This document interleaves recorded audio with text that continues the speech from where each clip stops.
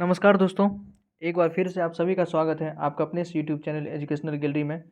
दोस्तों, इस particular video में हम देखिए इस बार बीपीएससी सहायक अकेंशन अधिकारी का जो एग्ज़ाम हुआ था उसमें एक क्वेश्चन पूछा गया है। इसी क्वेश्चन को हम डिस्कस करेंगे और इससे रिलेटेड सारे पहलुओं को टच कर लेंगे दोस्तों, ताकि आगे इससे जो भी क्वेश्चन आए आप उसको आसानी से सॉल्व कर पाएँ। ओके, क्योंकि आगे जो भी आपका एग्ज़ाम है ज़रूर है कि क्वेश्चन रिपीट होगा या आपको इस चीज़ के बारे में पता भी होना चाहिए। क्वेश्चन था कि बिहार में सामाजिक कार्य के लिए वर्ष 2022 के पद्मश्री पुरस्कार से किसे सम्मानित किया गया। देखिए, सामाजिक कार्य के लिए जो पद्मश्री अवार्ड इस बार दिया गया था उसे किसे सम्मानित किया गया है। सामाजिक कार्य के लिए वर्ष 2022 के पद्मश्री पुरस्कार से किसे सम्मानित किया गया है। आचार्य रामकृष्ण को, आचार्य विश्वनाथ को, आचार्य चंदना जी को या आचार्य नजमा अख्तर को। ओके, ये आपको पता होना चाहिए क्योंकि आगे आपका जो भी एग्जाम है दोस्तों उसमें जरूर पूछ सकता है कि बिहार से किस किस को पद्मश्री सम्मान मिला है। ओके, आपको पता होना चाहिए। और देखिए, बिहार में प्रधानमंत्री राष्ट्रीय पुरस्कार 2022 से किसे सम्मानित किया गया। विकास को, सुमित को, धीरज को या उद्यान को, या इनमें से उपयुक्त में से कोई नहीं है, उपयुक्त में से एक से अधिक। ओके, तो इन सारे कॉन्सेप्ट को पद्मश्री वाला कम से कम बिहार में किसको किसको मिला है इसके बारे में आपको जानकारी होना चाहिए दोस्तों। आइए आपको हम अच्छे से बता देते हैं ताकि आपको ध्यान रहे आगे जो भी आपका एग्जाम है, चाहे BPSC assistant public sanitary waste management officer का एग्जाम हो, बिहार एसएससी का एग्जाम होने वाला, उसमें भी करंट अफेयर्स अच्छा पोर्सन में रहेगा, या आगे आप जो भी एग्ज़ाम देंगे बिहार से रिलेटेड दोस्तों जरूर आपके आपके पास बिहार का जानकारी होना चाहिए। या आगे भी दोस्तों, क्योंकि बिहार में जानते हैं आप थोड़ा पुराना भी पीसीएस में क्वेश्चन सब पूछता है करंट अफेयर्स का। खैर, अभी हम बात करते हैं पद्मश्री सम्मान का दोस्तों।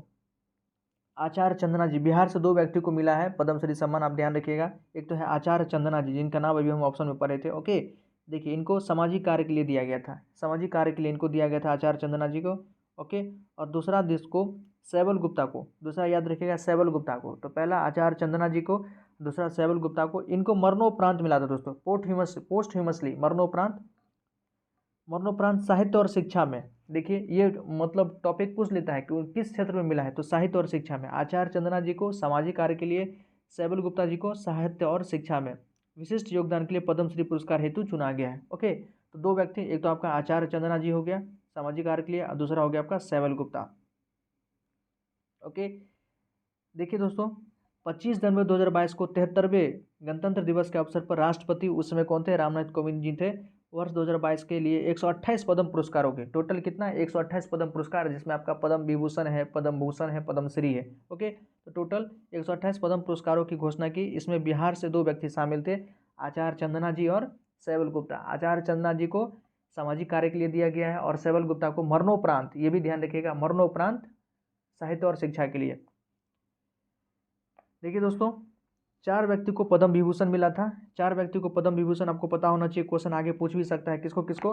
तो राधे श्याम खेमका, एक है उत्तर प्रदेश के राधे श्याम खेमका, दूसरा है प्रभा अत्रे, प्रभा अत्रे ये है महाराष्ट्र की। कल्याण सिंह आपको पता होगा, उत्तर प्रदेश के सीएम रह चुके हैं कल्याण सिंह, उनको मिला है।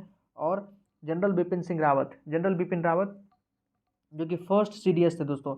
बिपिन रावत आपको पता होगा, जनरल बिपिन रावत, जिनकी दुर्घटना में तमिलनाडु में कुन्नूर, ये भी क्वेश्चन पूछा गया है दोस्तों, इसी में सहायक अकेंशन अधिकारी वाला में ही पूछा गया था कि जो जनरल बिपिन रावत की दुर्घटना में डेथ हो गई थी कहाँ पर, तो तमिलनाडु में कुन्नूर जिला में। ओके, हेलीकॉप्टर से उनकी दुर्घटना हो गई थी जनरल बिपिन रावत को। तो इन चार व्यक्ति को पद्म विभूषण मिला था, राधेश्याम खेमका, प्रभा अत्रे, कल्याण सिंह और जनरल बिपिन रावत।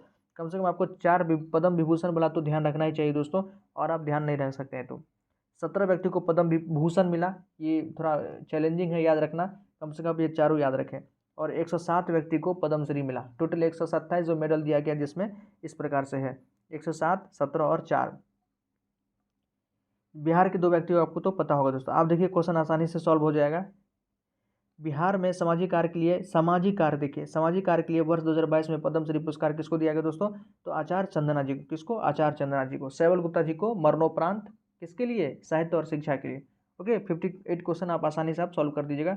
बी 59 देखिए, बिहार में प्रधानमंत्री राष्ट्रीय पुरस्कार 2022 से किसे सम्मानित किया गया। देखिए 24 जनवरी 2022 को दोस्तों, क्योंकि 24 जनवरी को क्या होता है, राष्ट्रीय बालिका दिवस होता है। 24 जनवरी 2022 को जो राष्ट्रीय बालिका दिवस के अवसर पर जो पीएम मोदी जी हैं वर्चुअल समारोह, 24 जनवरी को आपको पता होगा, आपको यदि सही से ज्ञात हो, उनमें कोविड का क्या लगा था, लॉकडाउन लगा हुआ था जनवरी 2022 में भी। एक बार जो लॉकडाउन लगा था 22 में, ध्यान होगा। तो वर्चुअल समारोह में दोस्तों टोटल एक देश के 61 बच्चों को 2021 और 22 के लिए, क्योंकि 21 में भी कोविड था, तो 2021 और 2022 के लिए टोटल 61 बच्चों को दोस्तों 61 स्टूडेंट्स को 21 और 22 के लिए प्रधानमंत्री राष्ट्रीय बाल पुरस्कार से सम्मानित किया गया। ठीक है, 24 जनवरी को क्यों? क्योंकि 24 जनवरी को राष्ट्रीय बालिका दिवस होता है 24 जनवरी को, इसलिए इस दिन 61 बच्चे को, टोटल देश के 61 बच्चे को 2021 और 22 के लिए प्रधानमंत्री राष्ट्रीय बाल पुरस्कार से सम्मानित किया गया था, जिसमें 3 बच्चे बिहार से भी थे। ओके, ध्यान रखिएगा, 3 बच्चे बिहार से थे।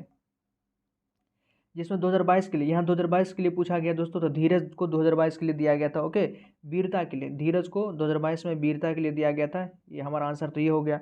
ओके, साक्षी, एक लड़की का नाम था साक्षी, उनको सामाजिक सेवा के लिए दिया गया था। ठीक है, ये दो, मतलब धीरज को और जो साक्षी को 2022 में मिला है, जिसमें धीरज को वीरता के लिए मिला है, वह साक्षी यहाँ ऑप्शन में रहती तो वो भी सही रहता, लेकिन वो ऑप्शन में नहीं, तो हमारा आंसर तो धीरज हो जाएगा। तो धीरज, साक्षी, और एक याद होगा ज्योति कुमारी, 2020 में जब कोविड हुआ था दोस्तों, 2020 में फर्स्ट टाइम जो कोविड हुआ था, तो जब पूरे देश, संपूर्ण देश में लॉकडाउन लगा था, तो इन्होंने ही मतलब ज्योति कुमारी ने ही अपने पिता को साइकिल पर बैठा, आपको ध्यान होगा, ज्योति कुमारी ने ही पिता को साइकिल पर बैठा के दरभंगा तक लाई थी दोस्तों। तो इसको भी वीरता के लिए, ज्योति कुमारी को भी 2021 में वीरता के लिए मतलब प्रधानमंत्री राष्ट्रीय बाल पुरस्कार से सम्मानित किया गया। तो टोटल 3 बच्चों को, एक तो धीरज हो गया, दूसरा साक्षी हो गया, तीसरा ज्योति हो गया। धीरज और साक्षी को 2022 के लिए मिला है, और ज्योति को 2021 के लिए वीरता के लिए मिला हुआ है। ओके, तो हमारा आंसर क्या हो गया दोस्तों? 59 का सी। कुछ और क्वेश्चन देख लेते हैं दोस्तों इसके अलावा। ये क्वेश्चन, सारा क्वेश्चन आया हुआ है सहायक आकांक्षण अधिकारी का, यदि आप क्वेश्चन देखे होंगे, अगस्त में इसका एग्जाम हुआ था। बहुत सारा क्वेश्चन बीपीएससी में दोस्तों रिपीट हो जाता है, जरूर आपको देखना चाहिए। यदि आपको सारा क्वेश्चन डिस्कस करना है मेरे साथ, तो प्लीज़ कमेंट सेक्शन में लिखिएगा, हम सारा क्वेश्चन आपको डिस्कस कर देंगे। लेकिन साइंस क्वेश्चन दोस्तों हम पहले ही डिस्कस कर चुके हैं। ओके, साइंस आप देखिएगा, डिस्क्रिप्शन बॉक्स में आपको लिंक मिल जाएगा दोस्तों, या हमारे वीडियोज़ में जाएगा, वहाँ भी आप साइंस, जो आकांक्षण अधिकारी में साइंस के क्वेश्चन पूछे गए, तो वो हम सारा डिस्कस कर चुके हैं। ओके, नेक्स्ट क्वेश्चन देखिए, बिहार के किस शहर में देश का पहला शिल्पकला संग्रहालय बनाया जा रहा है? पहला शिल्पकला संग्रहालय कहाँ? पटना में बनाया जा रहा है। आसान है, अधिकतर चीज़ तो पटना ही बनता है। एक तो मोदी जी हैं और एक नीतीश कुमार हैं। मोदी जी जो भी चीज़ मतलब विकास का कार्य करते हैं मैक्सिमम गुजरात में ही होता है, प्रधानमंत्री होते हुए भी। और एक तो हमारे नीतीश कुमार हैं, मैं मुख्यमंत्री था, हूँ और रहूँगा। इनका भी अधिकतर काम या तो पटना में होता है, या इनके जो पैतृक जिला है नालंदा, वहाँ होता है दोस्तों। 61 देखिए, किस शिलालेख में अशोक ने त्रिरत्न में अपना विश्वास प्रकट किया है? कौन सा शिलालेख था जिसमें अशोक ने त्रिरत्न क्या था? ये बौद्ध धर्म का त्रिरत्न था, बुद्धम शरणम गच्छामि, संघम शरणम गच्छामि और धम्मम शरणम गच्छामि। धम्मम, संघम और बुद्ध, ये आपका भाबरू शिलालेख। कहाँ दोस्तों? भाबरू शिलालेख जो था उसमें इन्होंने अपना मतलब विश्वास प्रकट किया है। भाबरू शिलालेख मतलब अच्छा है, आपको याद होगा, क्योंकि ये बहुत ज़्यादा चर्चा में रहता है। बुद्धम शरणम गच्छामि, धम्मम शरणम गच्छामि और संघम शरणम गच्छामि, तो ये भाबरू शिलालेख में लिखा हुआ है, आप इसको ध्यान से रखिएगा, आगे क्वेश्चन पूछा जा सकता है। 62, आयुर्वेद के प्रसिद्ध ग्रंथ अष्टांग हृदय के रचनाकार कौन है? आयुर्वेद का जो प्रसिद्ध ग्रंथ है अष्टांग, इसके रचनाकार कौन है दोस्तों? तो बाघभट्ट। कौन है? बाघभट्ट। 63, नालंदा ताम्रलिख में किस गुप्त शासक को परम भागवत कहा गया? आसान क्वेश्चन है, आप जब हिस्ट्री पढ़े भी होंगे तो इस क्वेश्चन को आसानी से पढ़ाया जा सकता है। समुद्रगुप्त को दोस्तों परम भागवत उपाधि से इसको मतलब सम्मानित किया गया था, परम भागवत को ही मतलब कहा गया है। 64, किस अरब यात्री ने राष्ट्रकूटों के महत्व का व्यापक रूप से वर्णन किया है? देखिए, राष्ट्रकूट, अरब यात्री है और राष्ट्रकूट, आपको तो एक तो कंट्री याद रखना पड़ेगा और दूसरा है शासनकाल किसका? राष्ट्रकूटों का। जैसे इब्न बतूता दोस्तों कहाँ का था? मोरक्को का था। तो ये अरब यात्री हो ही नहीं सकता, ये हमारा आंसर तो होगा ही नहीं। ओके, अल बुरूनी आपको पता होगा, अल बुरूनी कहाँ का था? अल बुरूनी मोहम्मद गजनवी के साथ आया था दोस्तों, एक गजनी की तरफ का था, ये भी हमारा आंसर नहीं हो सकता है। बचा आपका अल मसूदी और सुलेमान। अल मसूदी और सुलेमान हमारा बचा है दोस्तों। देखिए, अल मसूदी जो था दोस्तों, ये बगदाद का था। अल मसूदी बगदाद का था, तो ये कह सकते हैं उधर का था, लेकिन ये उसमें राष्ट्रकूट के समय में नहीं दोस्तों, ये राष्ट्रकूट के समय में नहीं था, ये प्रतिहार, अल मसूदी था, प्रतिहार जो प्रतिहार वंश था उसमें दिन ऑब्वियसली तीनों, राष्ट्रकूट हो, प्रतिहार हो, पाल हो, तीनों आपस में संघर्ष कर ही रहे थे। आप पढ़े होंगे कन्नौज पर जो त्रिपक्षीय संघर्ष चल रहा था तीनों के बीच में, तो तीनों का कहीं ना कहीं टेन्योर जो था, कह सकते हैं शासनकाल एक साथ ही था। तो अल मसूदी लेकिन प्रतिहार शासकों के बारे में लिखा था, तो हमारा आंसर क्या होगा? सुलेमान। सुलेमान था दोस्तों, एक अरब व्यापारी था। इसने 9वीं सदी के मध्य में यह भारत की यात्रा की थी और इन्होंने ही राष्ट्रकूटों के बारे में दोस्तों, राष्ट्रकूटों के बारे में व्यापक रूप से उनका वर्णन किया है। तो हमारा आंसर क्या होगा 64 का डी। अक्सर जो भी यात्री आए हुए हैं, चाहे हेयनसांग हो, फाहिन हो, अल मुसीदी, इबन बतूता, अल बरूनी, सुलेमान, इन सब से क्वेश्चन पूछता ही पूछता है। ओके, अल बरूनी का दोस्तों एक कोई भी किताब आपका नाम पता हो तो देखिए, जैसे तहकीकात हिंद है, तहकीकात हिंद अल बरूनी लिखा था और ये किसके साथ, महमूद गजनवी के साथ भारत आया था। और साथ ही साथ महमूद गजनवी के साथ अल बरूनी आया था। फिरदौसी ने शाहनामा लिखा था दोस्तों। तो अल बरूनी, फिरदौसी, उत्बी, बेहाबी, ये सब महमूद गजनवी के साथ आया था। तो इन सब का नाम पूछता है अक्सर आए दिन एग्जाम में। तो ये कुछ क्वेश्चन हमने डिस्कस किया दोस्तों आप लोगों के साथ। प्लीज़ कमेंट सेक्शन में बताइएगा आपको ये कैसा लगा। यदि आप चाहते हैं कि सारा क्वेश्चन हम डिस्कस करें, मतलब ये जो आकांक्षण सहायक अधिकारी का जो था बीपीएससी में पूछा गया था, तो आप कमेंट सेक्शन में लिखिएगा, हम जरूर इसको डिस्कस करेंगे दोस्तों। ओके, इसके अलावा दोस्तों यदि आप बुक्स पढ़ने का शौकीन है, बुक्स पढ़ना चाहते हैं कुछ एक्स्ट्रा, तो आप इन सब बुक्स को खरीद सकते हैं। जैसे रसमरीथी है, द एल्केमिस्ट है, रिच डैड पुअर डैड है, अच्छा बोलने की कला है, अनफक योर ब्रेन है, हाइपर फोकस है। इन किताबों को पढ़ सकते हैं दोस्तों। मैं भी, जैसे मेरे टेबल पे आप देख सकते हैं, ये सब किताबें हैं। गबन हम पढ़ चुके हैं, डार्क हॉर्स पढ़ चुके हैं, रुक जाना नहीं हम पढ़ चुके हैं, एल्केमिस्ट और एटॉमिक हैबिट्स दोस्तों, इन दोनों हम पढ़ रहे हैं और ये सब किताब हम पढ़ चुके हैं। प्रेमचंद भी हमको पढ़ने में अच्छा लगता है। प्रेमचंद की कहानी आप जानते हैं कि इनको आधुनिक इतिहासकार, मतलब जो हमारा मॉडर्न इंडिया है, मॉडर्न इंडिया के बहुत बड़े इतिहासकार रहे हैं प्रेमचंद जी। बड़ी सुंदर लिखते हैं। यदि इनको कहानियाँ पढ़ने का आपको पसंद है तो ज़रूर इनकी कहानियाँ पढ़िए। या आप इसके अलावा माइंड को स्ट्रॉन्ग करने के लिए आप जैसे एटॉमिक हैबिट्स जैसी किताबें पढ़ सकते हैं, अनफक योर ब्रेन पढ़ सकते हैं, रिच डैड पुअर डैड पढ़ सकते हैं दोस्तों, हाइपर फोकस, कैसे फोकस पढ़ाया जाए स्टडी में, ये सब किताबों को पढ़ सकते हैं। डिस्क्रिप्शन बॉक्स में सबका लिंक है, आप वहाँ से डायरेक्ट दोस्तों ऑनलाइन परचेज कर सकते हैं या आपके मार्केट में अवेलेबल है दोस्तों, कहीं से भी आप, ऐसी बात नहीं है कि आप वहीं से परचेज, जहाँ से आपको सुविधा वहाँ से आप परचेज कर सकते हैं। बात चूँकि यहाँ है कि इन दिनों जो है थोड़ा डिस्काउंट चल रहा है बुक्स पर, तो आपको वहाँ पर आसानी से मिल जाएगा। रिच डैड पुअर डैड दोस्तों, फाइनेंशियली यदि आप इंडिपेंडेंट होना चाहते हैं, पैसा कमाना चाहते हैं, ऑब्वियसली सभी का शौक है पैसा कमाना, कौन नहीं पैसा कमाना चाहेगा, लेकिन बहुत आदमी पैसा कमाते हैं, पैसा को सेव नहीं कर पाते हैं, या पैसा को कहाँ इन्वेस्ट करना चाहिए, कहाँ नहीं इन्वेस्ट करना चाहिए, इस सारी चीज़ों के बारे में इस किताब में बताया गया है, अच्छे से बताया गया है दोस्तों। जो अच्छे फाइनेंशियली इंडिपेंडेंट हो चुके हैं, पहले से हो चुके हैं, उन सब ने, अगर आप देखे होंगे बहुत सारे लोग इसके बारे में रिकमेंड करते हैं कि इस किताब को आपको सबको पढ़ना चाहिए दोस्तों। जितना जल्दी आप पढ़ लेंगे आप उसके लिए उतना बेटर रहेगा। एल्केमिस्ट मैं इन दिनों पढ़ रहा हूँ दोस्तों, बेहतरीन किताब है।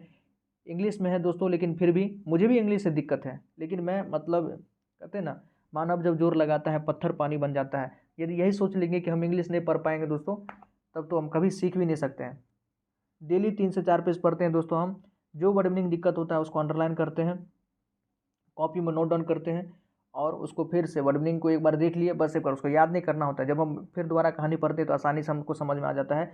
और ये लगातार हम कर रहे हैं दोस्तों, बहुत सारा पेज हम पढ़ चुके हैं और बहुत सारा हमारा जो वर्ड पावर है वो भी बहुत ज़्यादा बूस्ट हो चुका है, इंप्रूव हो चुका है।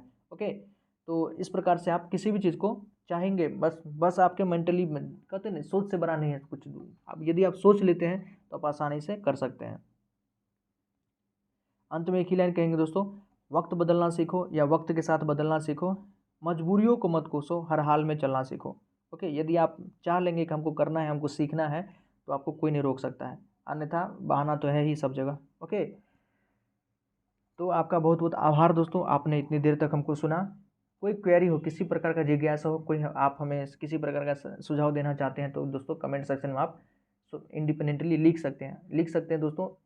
यदि हमारा वीडियोज़ आपको अच्छा लगता हो, उसके बारे में थोड़ा बहुत आप कुछ सुझाव हमें दे सकते हैं। हमारे चैनल को प्लीज़ सब्सक्राइब कर दीजिए, लाइक कर दीजिए वीडियोज़ को, और आपका कोई भी मित्र हो उसको भी सब चीज़ों के बारे में थोड़ा बहुत बता दीजिए, जो भी हम यहाँ पर डिस्कस करते हैं, ताकि वो भी अपना पढ़ाई कर ले। आपका जो आगे एग्ज़ाम है दोस्तों, BPSC assistant public secretary waste management officer का, उसके लिए हम हमेशा कुछ न कुछ देखते रहते हैं कि कहाँ से क्वेश्चन पूछा जा सकता है, किस चीज़ के बारे में आपको बता दें, ताकि आप उसको अच्छे से देख लें। ओके, तो हमारा प्रयास रहेगा और आगे भी प्रयास रहेगा दोस्तों, ताकि आप अच्छे से तैयारी कर पाएँ। नवंबर में आपका एग्ज़ाम है, तो जी जान लगा के तैयारी कीजिए। बहुत बहुत धन्यवाद दोस्तों, जय हिंद।